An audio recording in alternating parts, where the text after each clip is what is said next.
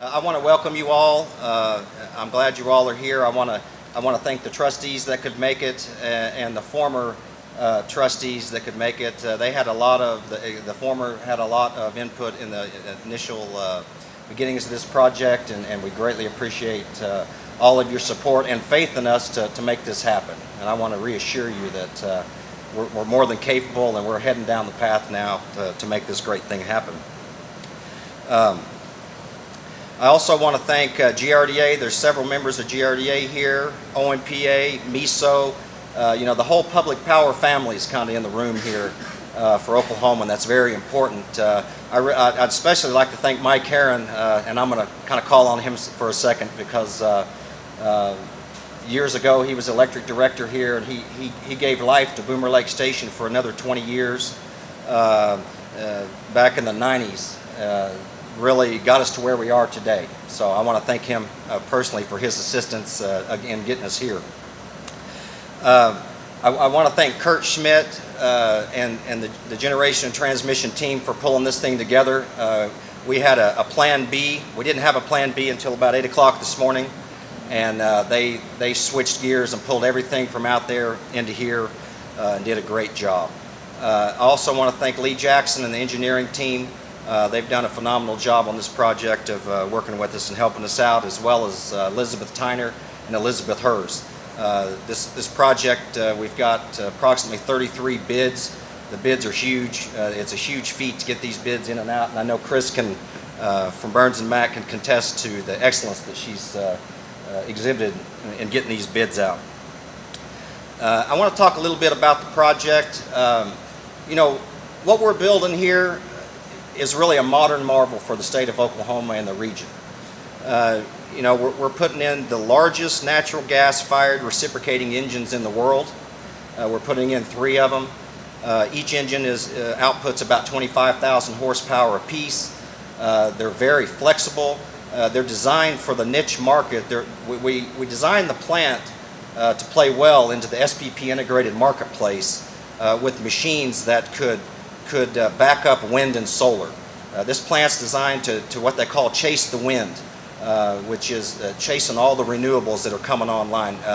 Every day more renewables are coming online, and this plant is designed to go from 0 to full output in 10 minutes, full output to offline in 60 seconds, and be able to start again in 6 minutes.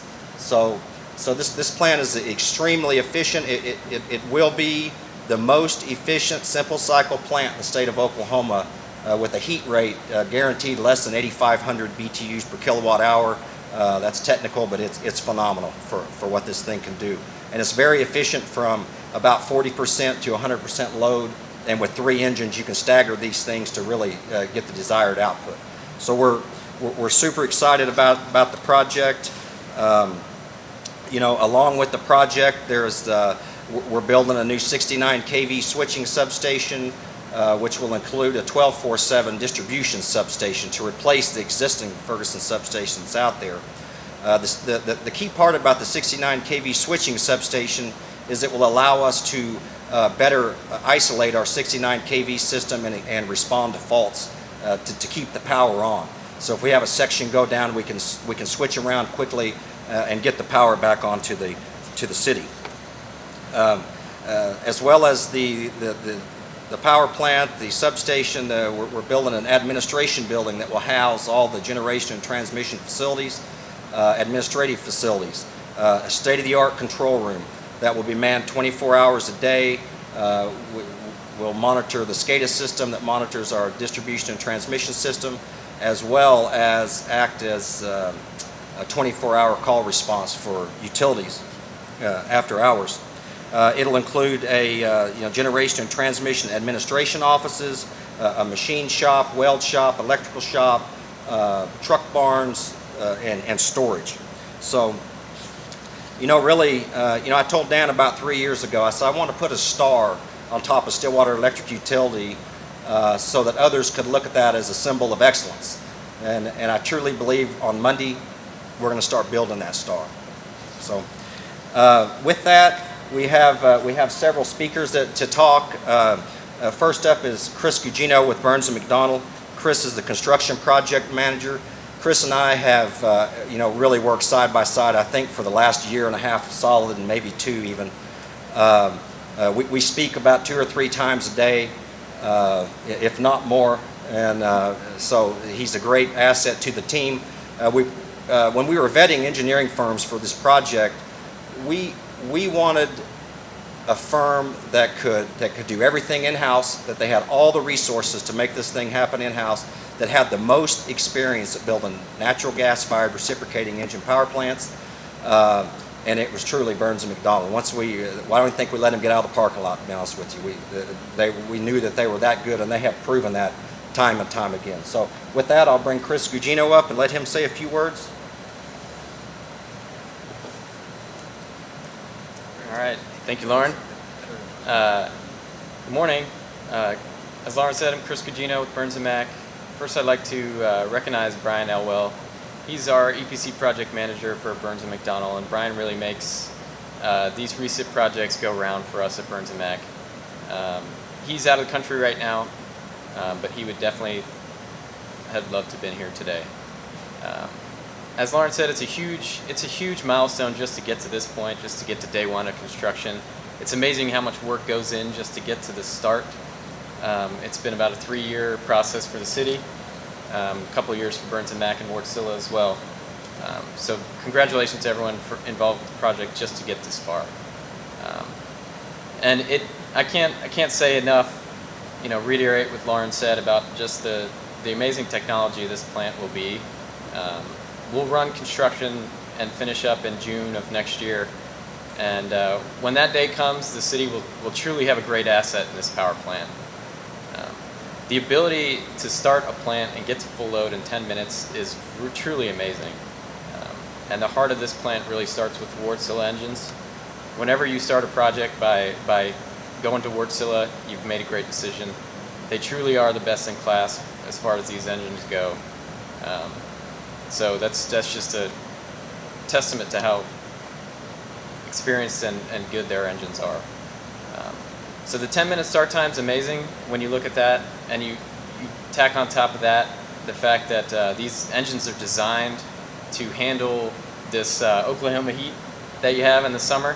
So you get that quick start time, but in the summer when it's hot, you're not losing output and taking a derate. So that's truly amazing. And then you tack on that you're not using any makeup water. You've got no steam in the plant, which I'm sure will make Lauren very happy. Yes, yes. It truly is a great technology. And as far as Burns & Mac goes, we have installed or helped install 69 of these engines of various sizes throughout the country, producing 680 megawatts worth of power at 7 different sites so far, including 5 new sites that are in development for 33 new engines which will produce 470 additional megawatts, including this plant, and developing a sister facility for the city of Coffeyville, Kansas as well, who we have in the back here. But our experience is great, but it's kind of in the past. We're really excited to be here and working for the city of Stillwater on this project moving forward. And really the success really starts with the city. Lauren and Dan both done a great job to date, and the city's really taken a progressive approach towards executing this project. They've taken on the role of a general contractor. They're going through bids, buying a lot of the equipment on their own, contracting with construction firms on their own, and it's definitely a testament to the city to choose that approach.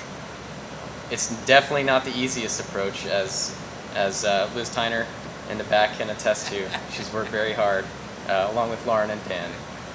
But it will pay dividends in getting us to market faster.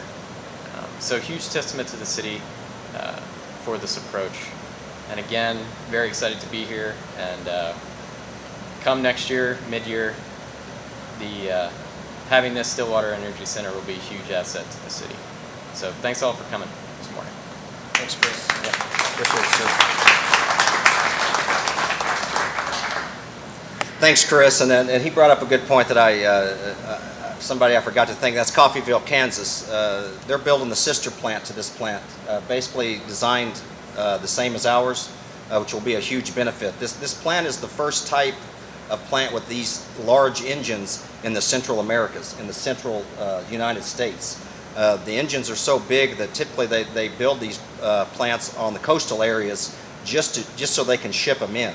And so the logistical part of that was kind of a nightmare, but we did get that worked out, and Coffeyville will be doing the same thing, so that's great. Next up, we've got Gary Groninger. Gary is the business development manager and power plants. And like I said, we picked and Chris brought up a good point, we picked these engines. One of the key benefit was that we didn't have to derate when it was over about 95 degrees. Most electrical generators have to derate or back off their load at when the heat gets so high, when you really need them, right? And so that was a key point to these engines that we liked, is that they could blaze right through the heat, full output, and because that's when the dollars are high and everything needs to be running. So Gary Groninger, if you want to come up. Thanks, Lauren. You bet. Well, it's great for us to be here too. We're really excited about this plant. I think Lauren has given all the advantages, so I don't have anything to talk about. You got plenty to say. But just keep in mind that this plant, these engines, when they get here in a few weeks, that's going to be the most efficient simple cycle plant that you can buy outside of a large nuclear plant or a 800 megawatt coal plant. There's nothing better at turning BTUs of natural gas into kilowatt hours than these plants. And our business is booming. I don't know if you know about Wärtsilä, but we've been around 185 years. We're headquartered world headquarters is in Helsinki. We make most of our smaller engines in Vaasa, Finland. These engines are coming from Trieste, Italy. They spit out just about an engine a day, and we have 10,000 engines just in operation just in the power sector. And that's just half our business. The other half is cruise ships. 95% of cruise ships have our engines operating. So this technology is not something that just happened overnight. It's been here a long time.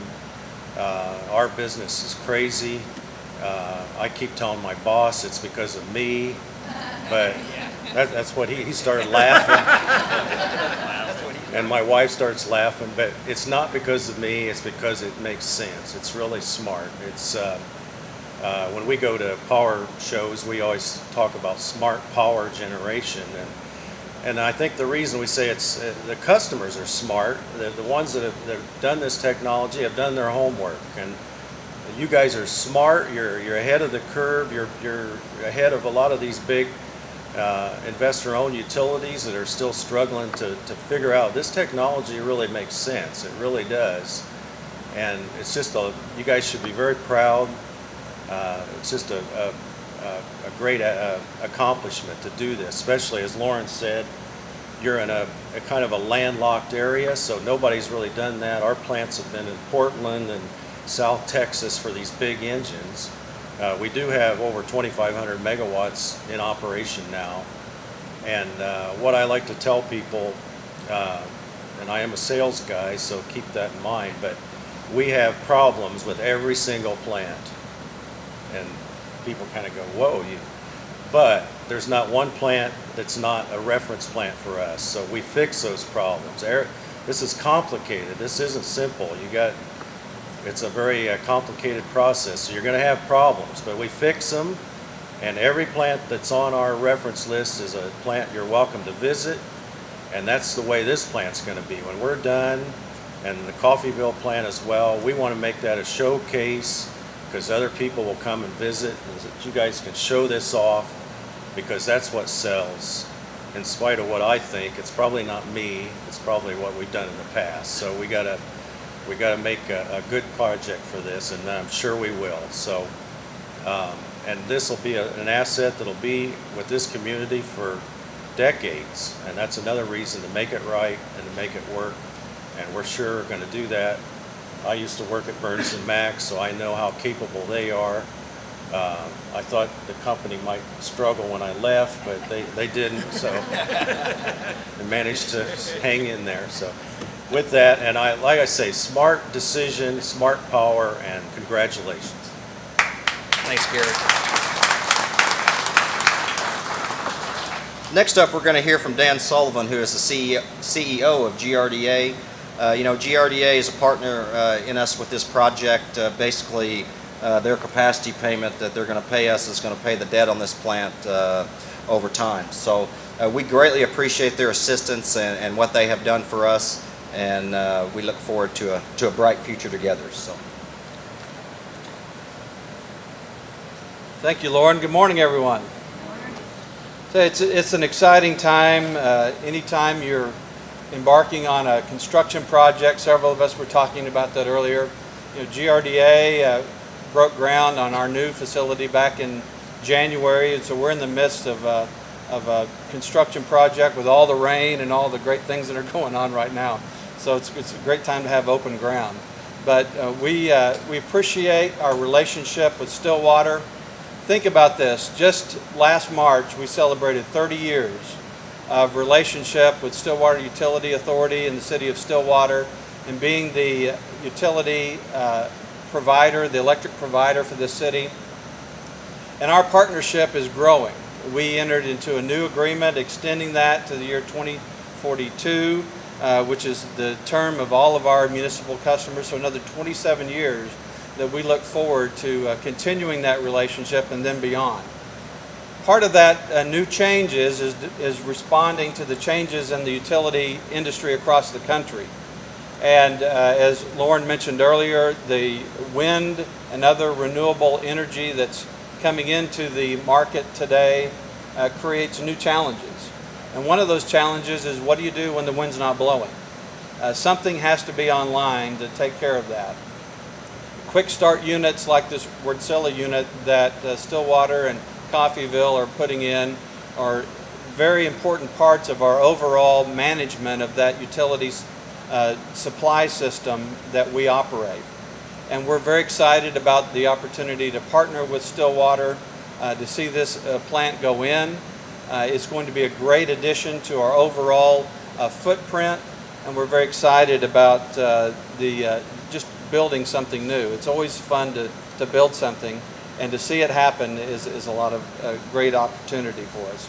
I particularly want to thank Dan Galloway, the city manager, for the relationship that we have with GRDA and the city of Stillwater, Dan Blankenship for our working relationship that we have with the utility, and of course Lauren. And so Dan and Lauren are the guys that those words come out of our mouth all the time because we're constantly talking about how do we put all these things together and make it all work. So we very much appreciate our relationship with you all personally and through the authority as a whole. And I know that when I came to the city council meeting a couple of years ago when we renewed our contract, Mayor Bartley was in charge at that time, and we enjoyed the opportunity to talk about the benefits and the relationship between Grand River Dam Authority and the city of Stillwater. One of the things that we've really embarked on is trying to do a better job of educating the folks that live in the communities that we serve, because if you get your electric bill from the Stillwater Utility Authority, you don't always know of the relationship with GRDA and the city of Stillwater. We want to make sure that everyone understands the relevance of that and the significance in their individual communities. We do have a group of folks here from GRDA that are here to celebrate with you, and if you're one of our GRDA employees, just raise your hand so everybody can see you. Grant, raise your hand. You're sitting up here. You have your GRDA shirt on, so everybody knows. Yeah, that's right. It's not easy to get Grant to wear orange, so we appreciate the being an OU football player. It's hard, but he did it, so we appreciate that.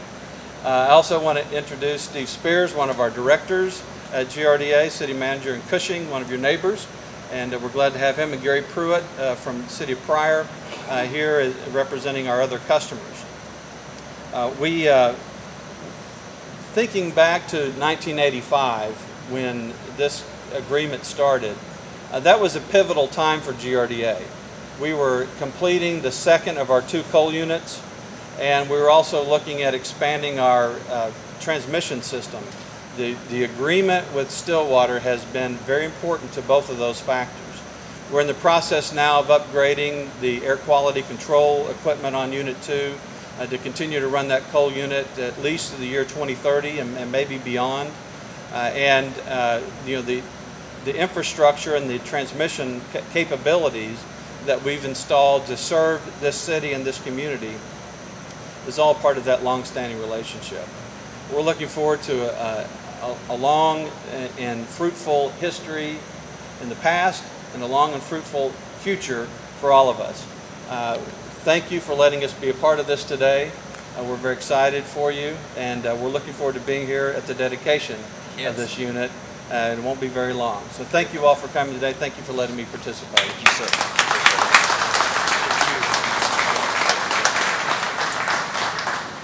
Thank you, Dan. Next up, we have former Mayor John Bartley. Without John's leadership, I don't know that we would be standing here today. He really helped us with a lot of big decisions, and we thank him for that. So, John? Thank you, Lauren. Yes, I do have to lower the mic, but I'm used to that.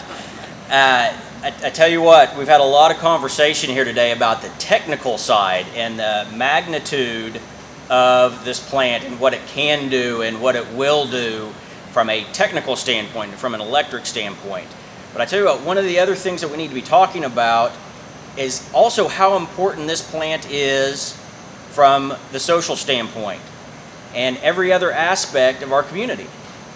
This plant is going to provide an amazing resource and be very beneficial from an economic development standpoint, from a safety and security standpoint for our citizens. And I'm not about to jump into specifics and technical, but I do want to share a couple of stories that I hope will help explain the magnitude of what this project really is.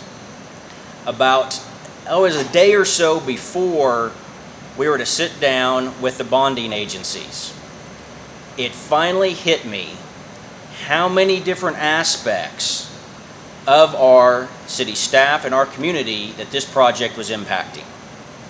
And so I asked Dan Galloway, was that me?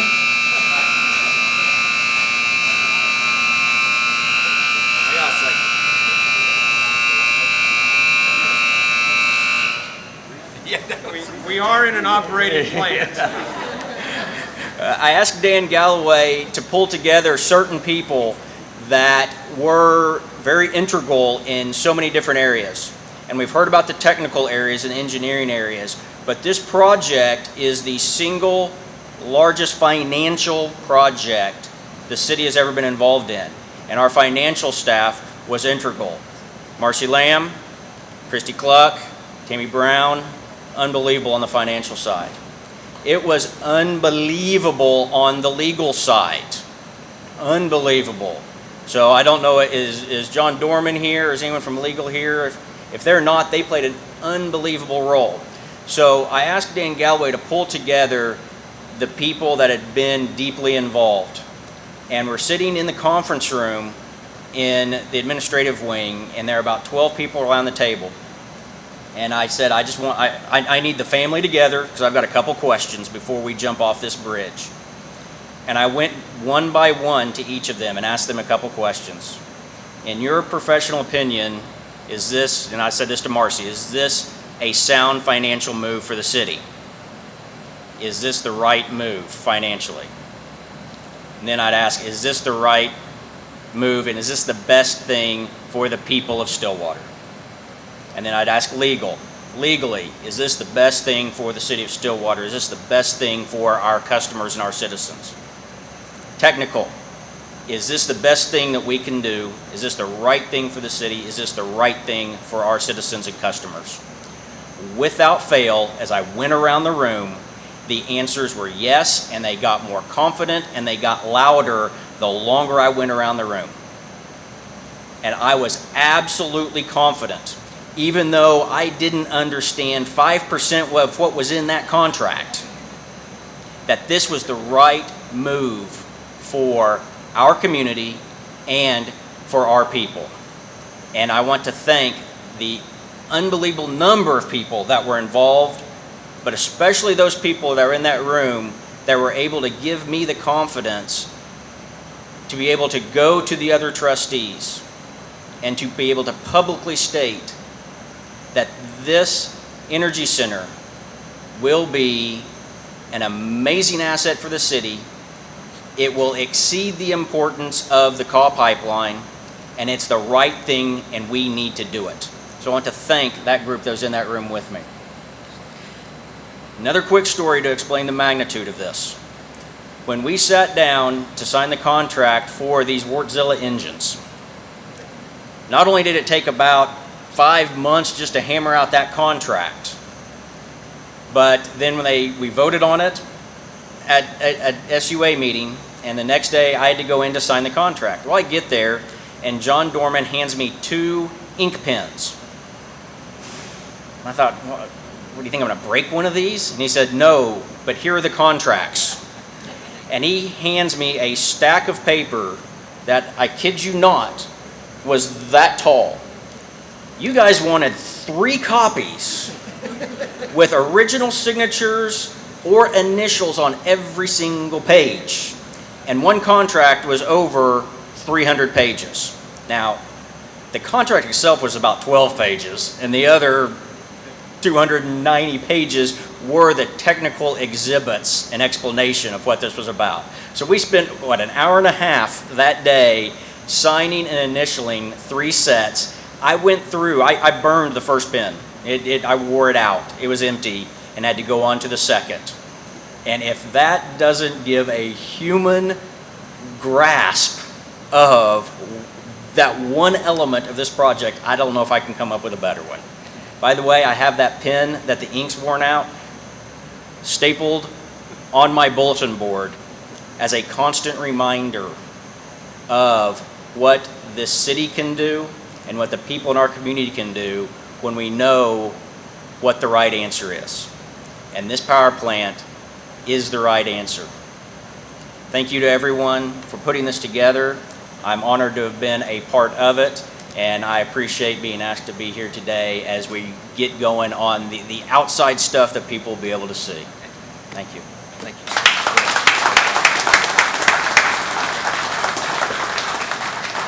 Thank you, John. Okay, now we're going to hear from Mayor Gina Noble, and we thank her too for your leadership carrying us forward.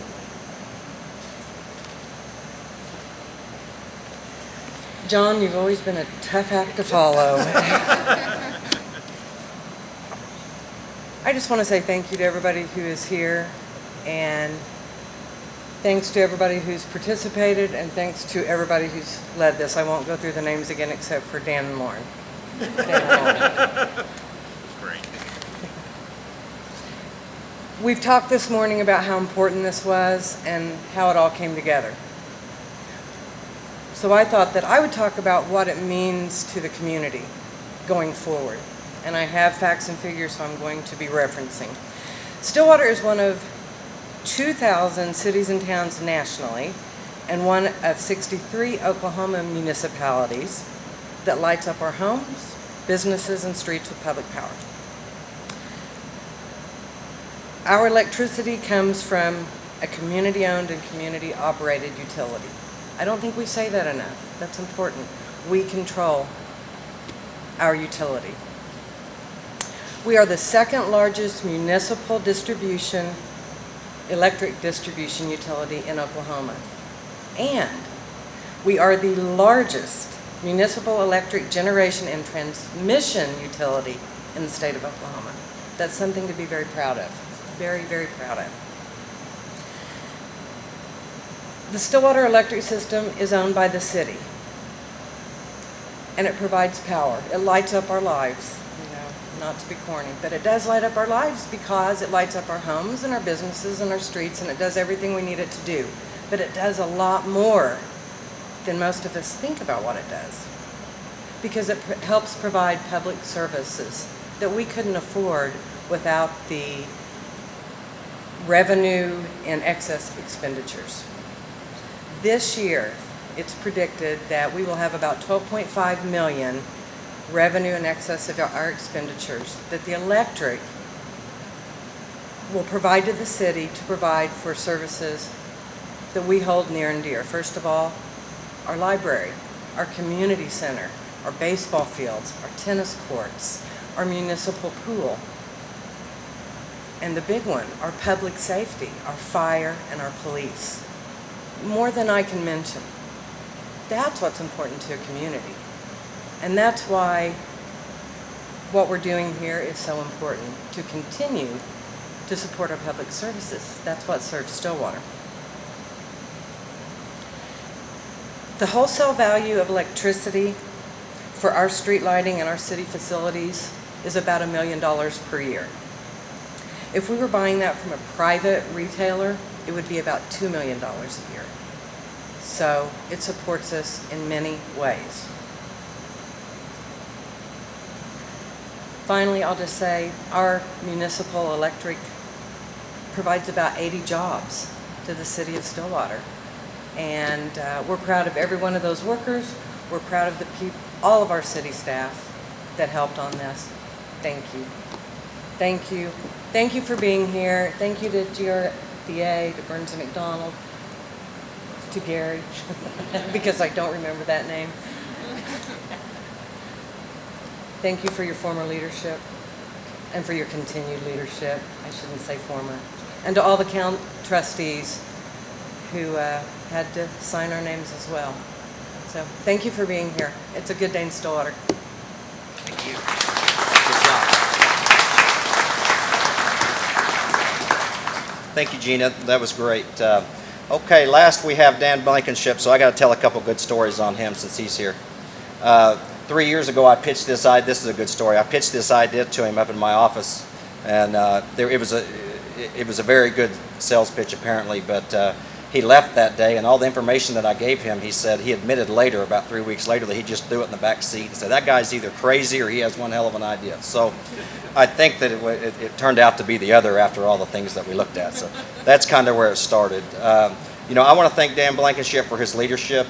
You know, he's a great leader. I call him a leader of leaders. That's how good he is. He's a true visionary.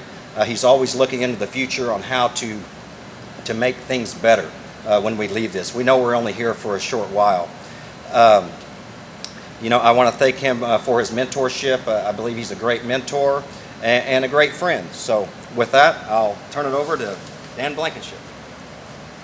Thanks, Lauren. I'm glad you only shared a couple stories, because there's probably plenty more. Wow. I mean, this is absolutely incredible to stand here as the director of your utility authority and look out at the people here and what we've accomplished over time and what we're going to accomplish in the near future. This is it's humbling.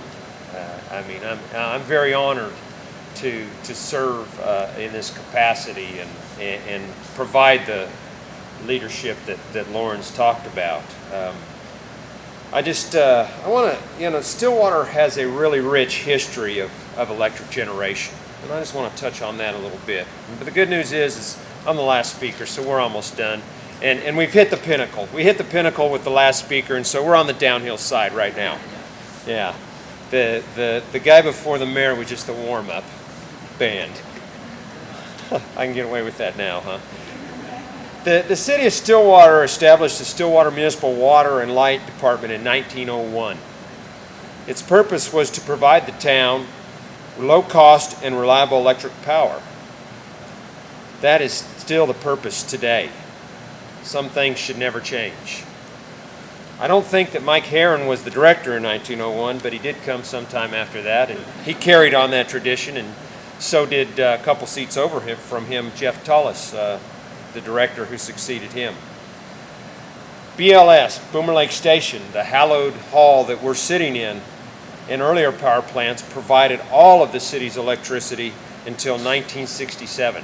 That was 66 years. 66 years, all of the electricity was consumed by the people of Stillwater, was generated right here in Stillwater. In 1967, the city started purchasing wholesale electric, and actually purchased a small amount from GRDA before signing a contract in 1968 to purchase wholesale electricity from Oklahoma Gas and Electric Company. In 1967, the Oklahoma Gas and Electric Company provided about 1/2% of the electricity that was consumed in Stillwater. The city continued to purchase electricity from OG&E until 1986. And in 1986, the OG&E provided about 2/3 of the city's electricity. All of the remainder from 1967 on through 86, all of the remainder of the electricity that was consumed in Stillwater was generated right here in this plant that you're sitting in. This old gal has really provided this community with some great resources. In order to reduce the costs, though, and get a little bit better control over the costs of power, the city decided to look for alternatives for sources of wholesale power, and was instrumental in forming the Oklahoma Municipal Power Authority. But before the Oklahoma Municipal Power Authority could get the resources in place to serve the city of Stillwater, GRDA was able to step up and provide those resources. So we actually signed our first contract with GRDA in 1987. It was a 15-year contract. It's turned into actually a 28-year partnership. And I use that word partnership, that's an important word, because I would say that maybe 10 years ago that word may not have been used, but certainly under the direction of Dan Sullivan at GRDA, it has become a strong partnership.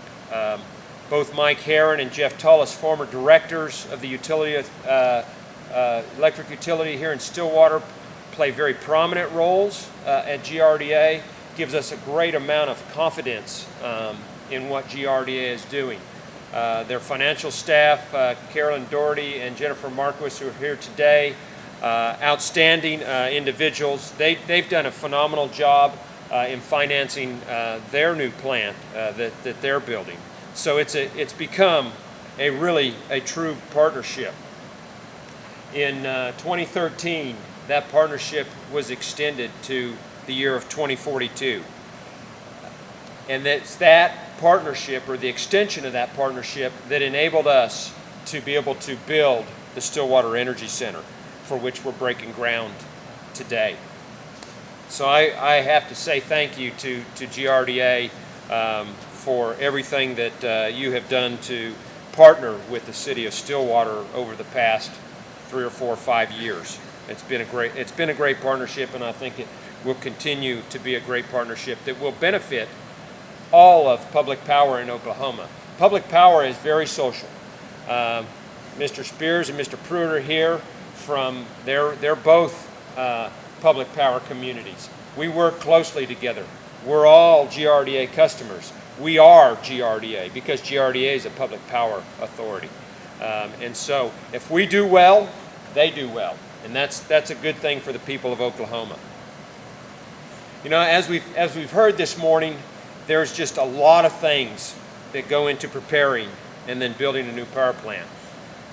Former Mayor Bartley, he shared a couple stories that I had deposited somewhere way back in my mind. But I remember that day sitting in that conference room. I remember those. They start to come back as I hear these things. They start to come back, and I'm like, holy mackerel, we have done a lot, and we have come a long way over the last 3 years. But none of this would have come about without the 114-year commitment to the purpose. The purpose that was established in 1901 to provide the town low-cost and reliable electric power. It may not be a town anymore.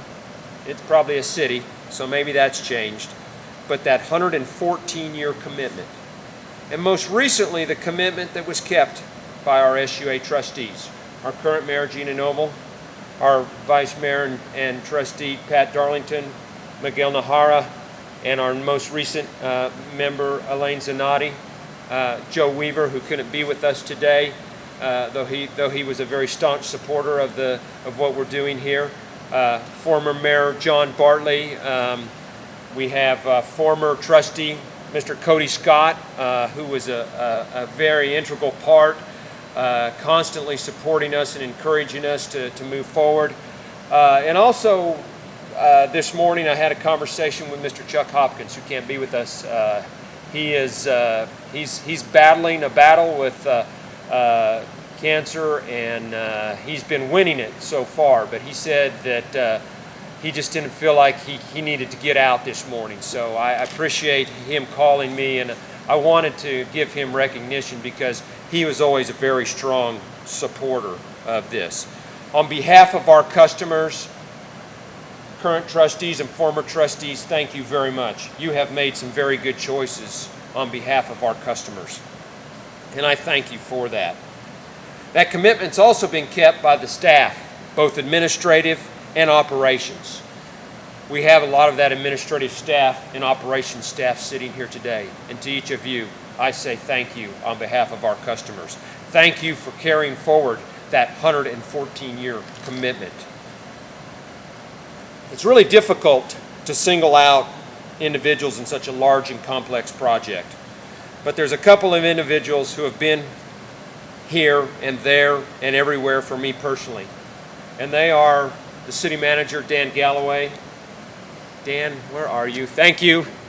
Without your support, without your guidance, we wouldn't be here. I mean, we've had some lively conversations and debates, and I appreciate you giving me the opportunity to do what I do and to support that and to provide wisdom.